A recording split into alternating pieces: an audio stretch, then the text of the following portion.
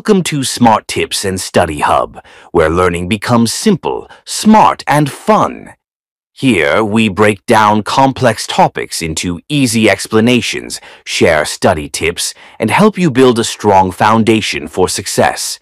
Let's learn, grow, and achieve together. आज तपाईहरुको माझ मैले एउटा भिडियो लिएर आएको छु। यस भिडियोले पक्कै पनि तपाईहरुको समस्यालाई एआई को माध्यमबाट सजिलैसँग समाधान गर्न सक्नुहुन्छ। थाहा छ तपाईहरुलाई च्याटजीपीटी को बारेमा थाहा छ, कोपाइलट को बारेमा थाहा छ, त्यस्तै पर्सपेक्सिटी को बारेमा पनि थाहा छ। तपाई यो कसरी प्रयोग गरिरहनु भएको छ?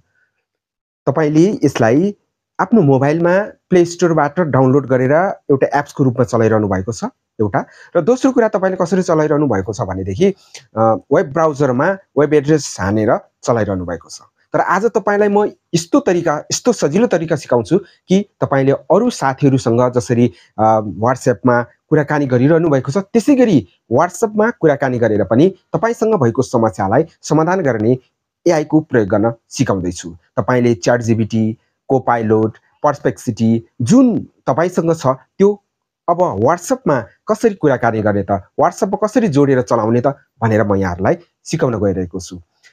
र यो भिडियो तपाईले अन्तिमसम्म हेर्नुभयो भने व्हाट्सएप नम्बर पनि तपाईलाई देखाउने छु र दिने छु। तर यहाँहरुले अन्तिमसम्म धैर्य भएर यो भिडियोलाई हेर्नुपर्ने हुन्छ। पहिला जाउँ तपाईलाई व्हाट्सएपमा च्याटजीपीटी, त्यसपछि गएर कोपाइलट र पर्सपेक्सिटी कसरी चलाउने भनेर देखाउन चाहन्छु। व्हाट्सएपलाई खोल्नुस् र व्हाट्सएपमा तपाईले पहिले नै सेभ गरेर राख्नु भएको छ, जस्तै मैले च्याटजीपीटी लाई अन गरे। च्याटजीपीटी मा यहाँहरुले धेरै प्रश्नहरु सोध्न सक्नुहुन्छ। नेपाली, इंग्लिश, म्याथ, साइन्स सबैको प्रश्नहरुको सल्युसन पाउनुहुन्छ। तपाईले च्याटजीपीटी मा सोध्न सक्नुहुन्छ, आफ्नो समस्या राख्न सक्नुहुन्छ।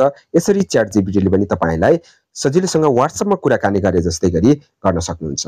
त्यस्तै गरी तपाईले अर्को छ कोपाइलटलाई पनि यहाँहरुले आफ्नो मोबाइलमा व्हाट्सएप नम्बरमा सेभ गर्न सक्नुहुन्छ र व्हाट्सएप नम्बरमा सेभ गरेर व्हाट्सएपसँग कुरा गर्न सक्नुहुन्छ, भनेको कोपाइलटसँग कुरा गर्न सक्नुहुन्छ। यसरी तपाईले नम्बर पनि सेभ गर्न सक्नुहुन्छ। अर्को भनेको तपाईले पर्सपेक्सिटी को कुरा गरिराखेको छु। पर्सपेक्सिटीलाई पनि तपाईले आफ्नो मोबाइलमा सेभ गर्न सक्नुहुन्छ, पर्सपेक्सिटी को नम्बर पनि सेभ गर्न सक्नुहुन्छ।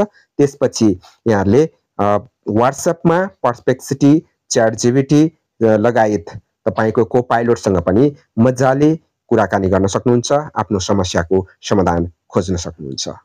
पक्कै पनि तपाईले व्हाट्सएपमा पर्सपेक्सिटी, च्याटजीपीटी र कोपाइलटसँग कुराकानी गर्नुभयो।